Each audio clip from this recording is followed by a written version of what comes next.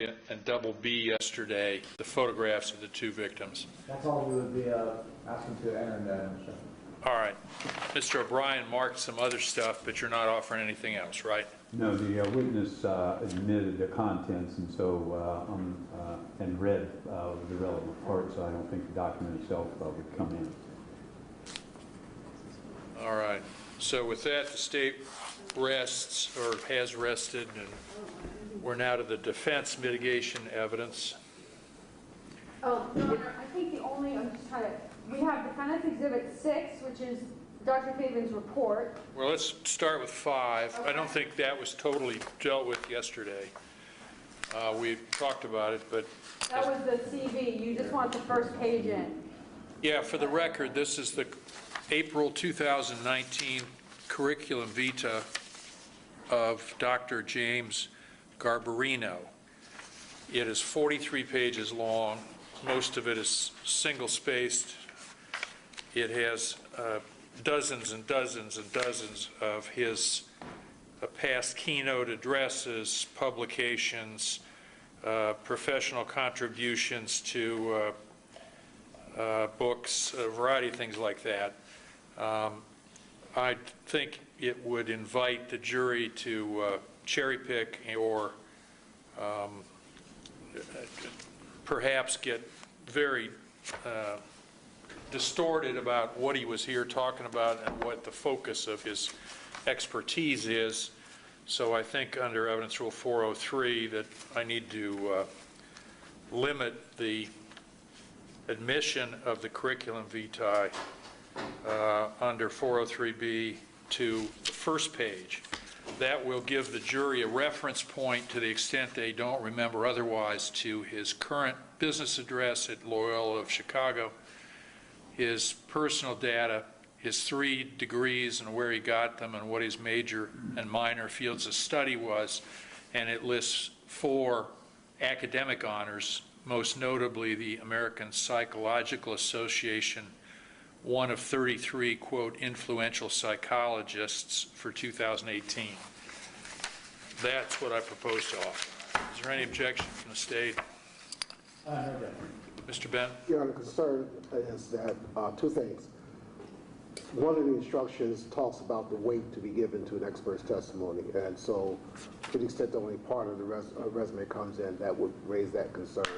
Secondly, there might need to be, consistent with the court's ruling, some further explanation to the jury as to why the remaining part of the resume is not coming in. Well, as I said before he testified yesterday, it's not, in my experience, customary to put in both a long resume and a qualified witness with the jury. So I think we've got a lot of his qualification in, and I don't think there's any risk that the jury's going to miss what his field of expertise was, and in fact the state didn't object to his being an expert. But to have them parse through 42 pages of old speeches and books and heaven knows what, I think really would do your client a disservice. We don't want him wasting time on that. We want him thinking about what he actually said as his opinions. But you've made the record.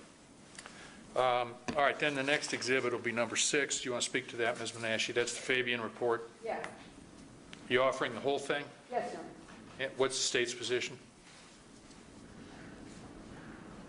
Well, the state won't object, Your Honor. I think it's replete with hearsay that wasn't in the record, but I think since he's their primary mitigation witness, that the state will not object to the report itself.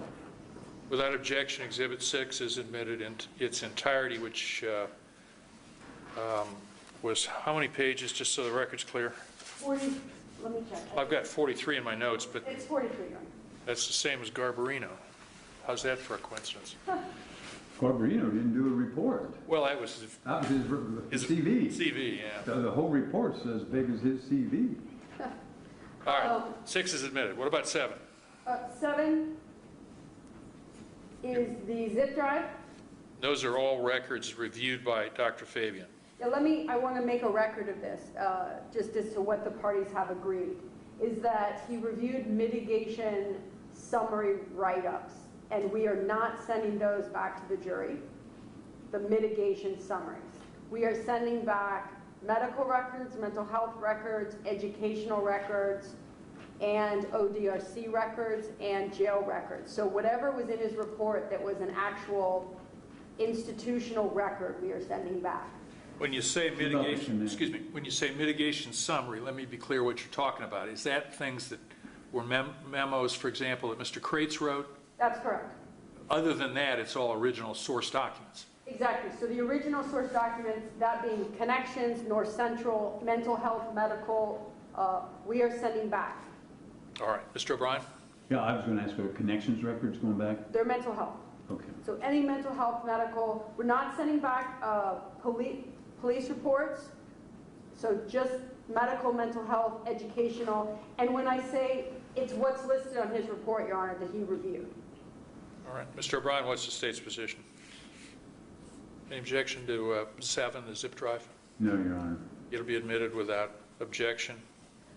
Also, Your Honor, just for the record, I intend to, tomorrow, before the jury has the case for deliberation, to make a copy, a hard copy. I realize that they will have this, hard for 12 people to get around a computer. Right. Just have them, the stack's almost complete. I will have everything so that in case they want to look at it in paper form, we got it. Good. Okay. Is that as big as what you have on the table there? It's actually, I've got a couple more that I haven't printed off. A couple more zip drives or a couple more documents? A couple more documents. All right. I mean, the biggest one is ODRC. Yeah, I mean, I'm just saying, just so we have it. No, I agree. I think they need it in paper. I was just trying to be like, you know, That's hard to fine. pass around a computer. Yep. Or maybe they don't. All right. I think that's, There's no number 8 unless my notes got crossed up, but there is a number 9, which is the Fabian Curriculum Vitae, right. 21 pages. Right. I would move to admit that. I can approach again to let the court look at it. I think to make its determination. I do think it should be submitted without this front page. I'm with you on that. All right. So you're offering essentially pages 2 through 21. This is the front page. The first page looked to me like advertising material on the services he might offer to. I think that's a good summary. It's what he does, everything. Yeah, Yeah. You want to see the rest of it, please come up though. yeah, fellas. my concern was there were multiple publications or that were irrelevant that I had concern. Same idea as at Garbarino. Yeah. So, And he testified to, I mean, I had, my records, or my notes say 20 minutes on his qualifications this morning. I don't think they need the document as well, other than the one page.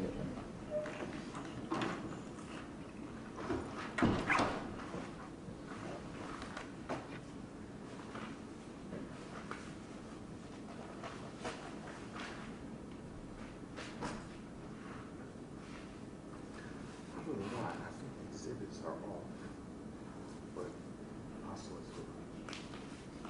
Your Honor, I was just going to say this. I mean, of course, the court understands my issue with, I'd like to get it in.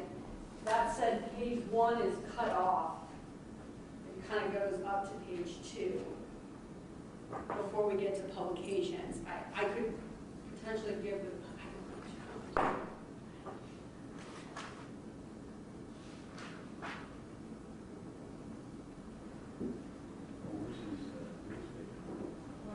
don't know. No, page 1. This was page 1 in the printed document, and that's the one that everybody agrees we. Right, this is like an advertisement. We're going off record, right? Yes. All right. If we can fix 1 and 2 to complete it. the exhibits that we proffered. Do you know what I'm saying? So What were those you want me numbers? to do, Yeah. where'd you go to college or review property? Those They were, went to UC. those were the ones when Jason Sanders was the witness. They were a plea agreement, judgment entry. Okay, okay. All right, well, I don't have that in, I don't have the PDF, so I could copy this off, you know what I mean, Jimmy?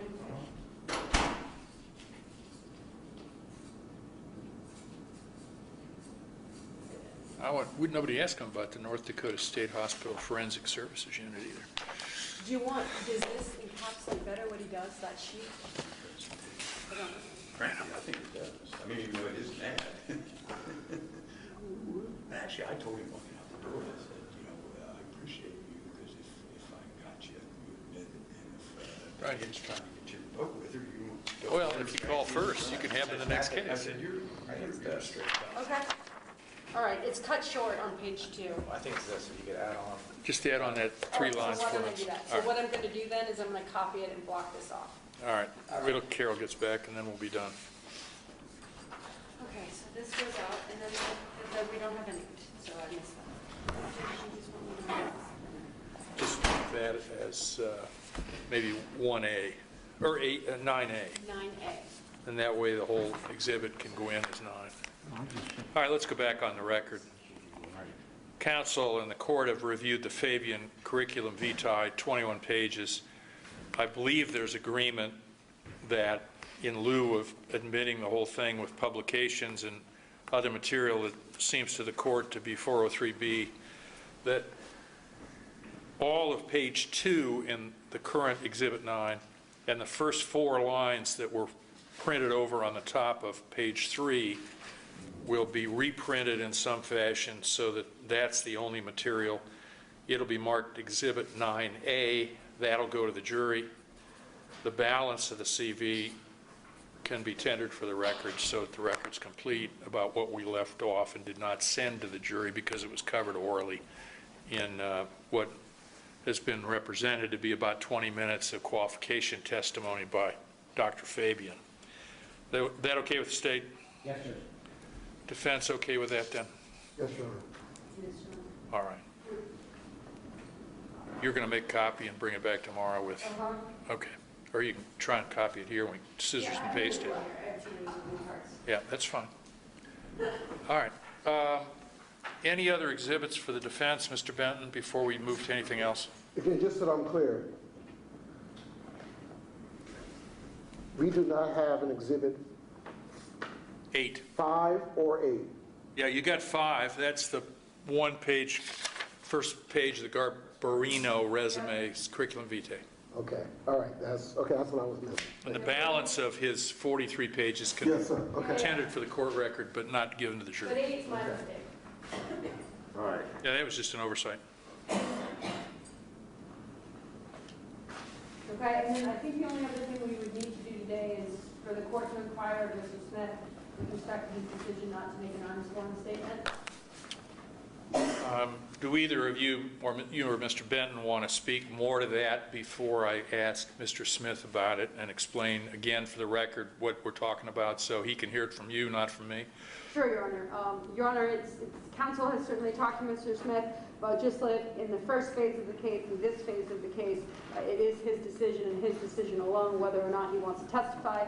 He's also been advised that the court will give another instruction and has already given multiple instructions that if he doesn't testify, the jury is not to consider that as evidence in any way.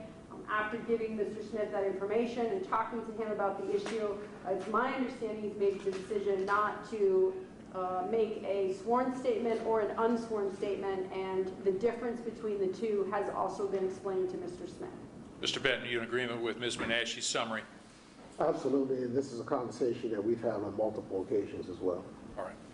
Mr. Smith, do you understand what we're talking about here, that you have an absolute right to sit still and not come up here and make any statement either in the witness stand under oath or in the witness stand without taking the oath to tell the truth? That you have the absolute right to choose whether to participate in that way or just stand quiet? Yes, sir. Is it your choice to stand quiet and simply rely on the record that we have without giving any statement at all during this part of the case? It is. All right, sir. Any questions about this that you want to talk further with your lawyers? No, sir. All right, thank you, Mr. Smith. All right.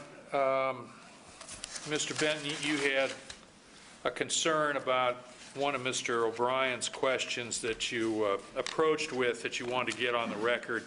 As I recall, the discussion was of the July 2011 ODRC records and the prison report of an incident about Mr. Smith and his discipline at the Rules Infraction Board, the statement that was attributed to that and that the witness agreed with was his presence in the general population disrupted the orderly operation of that prison.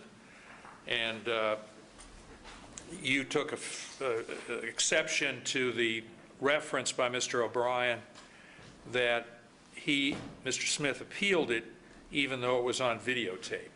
Yes. Go ahead with the rest of your concern. Thank you, Your Honor. My concern with that is simply this. The emphasis that Mr. Smith elected to proceed to request an appeal which ultimately constituted a hearing or resulted in a hearing, making a reference that he made that request despite the presence of the videotape, which would suggest that the evidence was so overwhelming, yet he still elected to proceed to challenge those allegations, risk a parallel consideration by this jury that may cause someone to wonder why he proceeded to go to trial in this matter, despite what they may happen to perceive as being the overwhelming evidence in this case. Even though there's not a constitutional right to a jury trial with respect to a prison infraction, but it's the thought that you proceed to trial, or that someone would dare proceed to a hearing to challenge evidence despite its quantity and quality. That was my concern. Well, on the first page of the draft jury instructions I circulated last night, at the bottom, I've tendered the view that I'll charge the following. The fact that Quentin L. Smith pled not guilty and had a trial, and that he elected not to testify, merely reflects his exercise of rights guaranteed under the Constitution of the United States and the Constitution of Ohio. The fact that he exercised these rights may not be considered by you for any purpose. So, at least tentatively, that's what I'm proposing to instruct. Mr. O'Brien, did you want to make any comments in response to concern by Mr. Benton?